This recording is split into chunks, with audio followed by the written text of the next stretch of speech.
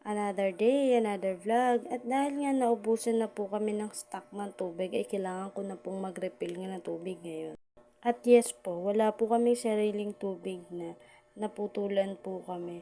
It's a very long story po. Pero siguro soon makukwento ko rin po yan. Buti na lang may mga kapitbahay pa rin na mabuti at pinayagan kami na mag-igib sa kanila kahit papano. At continue nga sa ginagawa ko, ito tinatapon ko yung tirang tubig sa drum kasi medyo marumi na rin kasi talaga siya. So kailangan ko lang talagang itapon. At kung napapansin niyo po, ang pintuan namin ay cortina at dahil po ay nasira po ang pinto namin before, so pinalitan po namin siya ng cortina ngayon.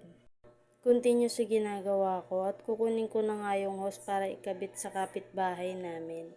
Siguro soon ko na may storytelling sa inyo kung anong nangyari sa tubig namin. Kaya ganito. Ang hirap po talaga kasi pag wala ka po talagang sariling tubig, lalo na po't minsan wala po yung aming mabuting kapitbahay para pahigiban kami.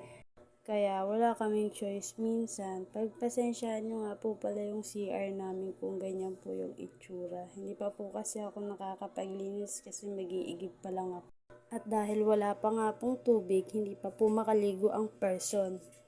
Hindi kasi ako masyadong palaligong tao dahil lamigin kasi talaga ako sobra kaya puro half lang ako. At mukhang matagal pa nga ito mapupuno. At kukuha nga muna ako ng aking mga susuot para ready na mamaya pag maliligo na ako. Hindi na ako aakyat. Totally sa CR kasi talaga ako nagbibihis, hindi dito sa taas. At marami nga akong sampayin, hindi pa ako nakakapagtupi dahil nga sa aking junakis na makulit.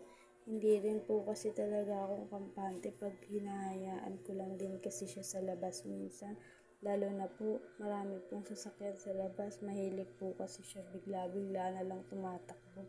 At nakita nyo nga po, tulog yung aking junakis dyan. At dahil tulog nga ang aking junakis ay nagagawa ko yung mga bagay na kailangan kong tapusin. At tapos na nga pala itong iniigib ko, ibabalik ko na sa mabuti naming kapitbahay. At dahil tapos na ako magigib ay magmi-me time na ako. Thank you for watching!